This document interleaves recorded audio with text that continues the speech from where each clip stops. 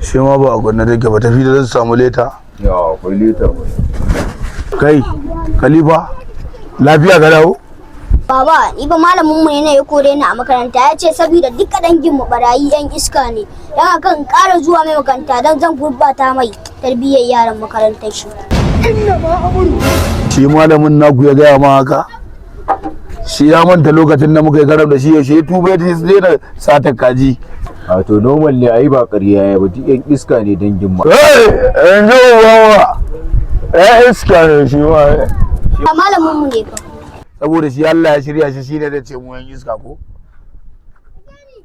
To ai mu ma muna kan hanyar shirya shi.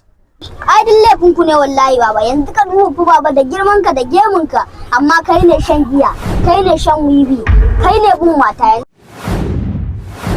Yanzu ka duba kai kuma kawu, kai ne shan wiwi, shan giya, haure gidan mutane, satan zabi, satan akwaki. Kai dai wallahi kai ma yaya ka ji kunya, ga ka da shigan mutunci amma sai dai halin. Kai dai wallahi tallahi yaya ka gyara, ko jiya fa sai da aka kawo fa karar ka gida ka je ka satan mu wata mata injin nika. Yanzu ka duba fa baba, gaskiya ni dai wannan abun kunya da kuka ja mun, ko ina na je tsango mata ake. Ai baba na dan wiwi ne, ai baba na dan meto, ni ma yanzu wallahi sai na dawo shan wiwi ne. Alquran ya kidi mai. Yanzu a majalisar nan zan ringa rage ta. Jara nan ba? Ni ma na gano yanzu shan wiwin nan kawai zan koma yi, saboda haka baba yanzu ku bani waje in zauna. Saboda na ji an ce bin na gaba bin Allah. To abinda kuke yi zan yi koyi da ku saboda abu mai kyau ne.